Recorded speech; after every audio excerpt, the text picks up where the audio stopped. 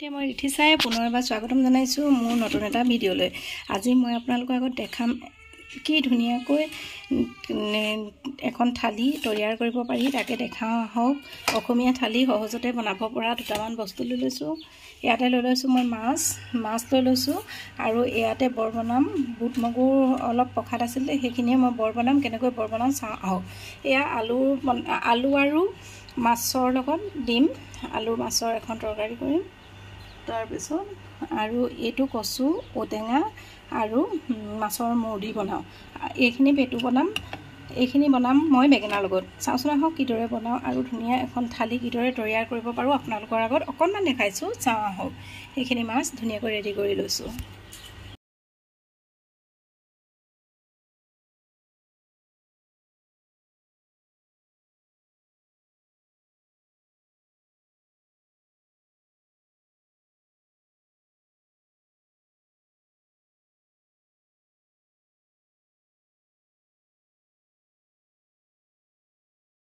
তৰকাৰীখিনি ভাজিবৰ কাৰণে ইয়াতে তেল অলপ আছিলে, মাছ ফ্ৰাই কৰা তেল।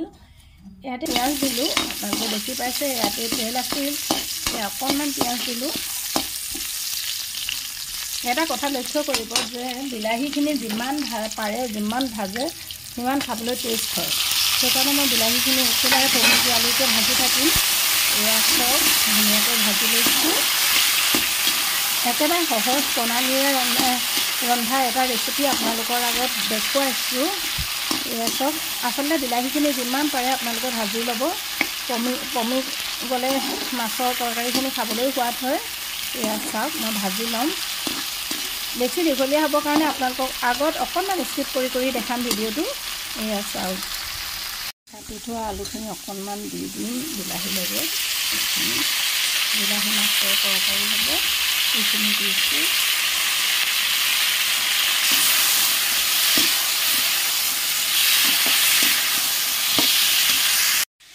এতিয়া মাছ কেইপিচ দি দিম ইয়াতে। ধুনীয়াকৈ সিজি গৈছে, দেখিছে ধুনীয়াকৈ সিজিছে মাছখিনি। এই আলু আৰু বিলাহীখিনি ধুনীয়াকৈ সিজি উঠিছে। এয়া দিছোঁ মই এতিয়া মাছখিনি ভাজিকৈ ফ্ৰাই কৰিছে মাছখিনি দিছোঁ। এয়া এইখিনি দিছোঁ ধুনীয়াকৈ।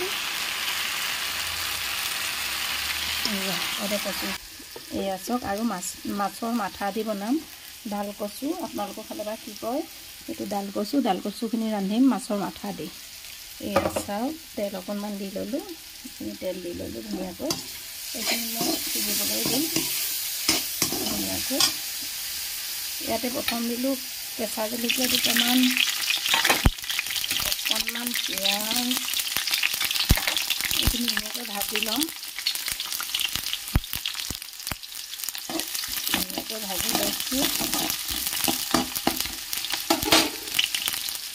ধুনীয়াকৈ ভাজি লৈছোঁ।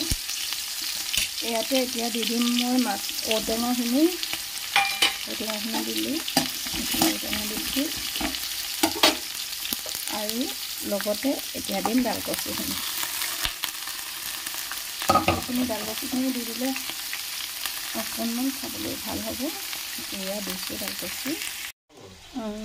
অকণমান মচুৰ দালি দি দিম ইয়াতে, কচু আৰু ঔটেঙাৰ লগত। খাই সোৱাদ থাকিব যিহেতু দাইলখিনি বেলেগ এটা সোৱাদ উঠায়। এইখিনি দি দিছোঁ অকণমান। তাৰপিছত এইখিনি কচু আৰু ঔটেঙা তৰকাৰীখিনি ভজাৰ পিছত ইয়াতে মই দি দিম মাছৰ মূৰকেইটা। পৰিমাণ অনুযায়ী হালধি দিছোঁ, নিমখ দিছোঁ। এয়া আহক কেনেকৈ ৰান্ধিছোঁ দেখাই আছোঁ আপোনালোকৰ আগত। অকণমান সহজ হ'বৰ কাৰণে কেৰাহীত অকণমান পানী দিলোঁ, আৰু পানী দি মই এতিয়া চিটি মৰাই দিম। তেতিয়া অকণমান জল্দি হ'ব এই কচু তৰকাৰীখিনি। এয়া মাছৰ মাথা দি অকণমান সময় চিটি মৰাই দিম, তেতিয়া ভাল হ'ব খাবলৈ। এয়া এই বৰ বনোৱাখিনিত মই অকণমান জলকীয়া দিলোঁ আৰু পিঁয়াজ দিছোঁ আৰু প্ৰসাদ দি লৈছোঁ। ইয়াতে মই এইখিনি অকণমান মিক্সিত গুড়া কৰি দিলোঁ, আৰু এইখিনি আছে অকণমান কৰি লওঁ। তাৰপিছত বৰখিনি দেখাই আছোঁ আপোনালোকৰ আগত।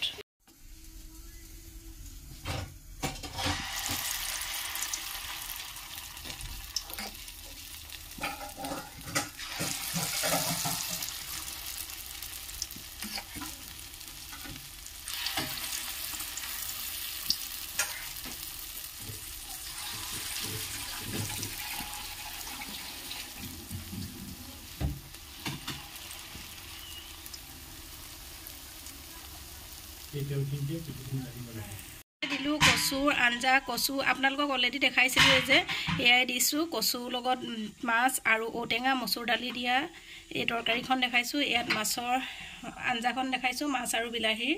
আৰু এইখিনি মই যে ৰান্ধিছিলোঁ বুটৰ পৰা, কিন্তু বিৰাট ধুনীয়া হৈছে, মচমচীয়া। এইখিনি দিছোঁ, ধুনীয়াকৈ পৰিৱেশন কৰি আপোনালোকৰ আগত দেখাইছোঁ। এয়া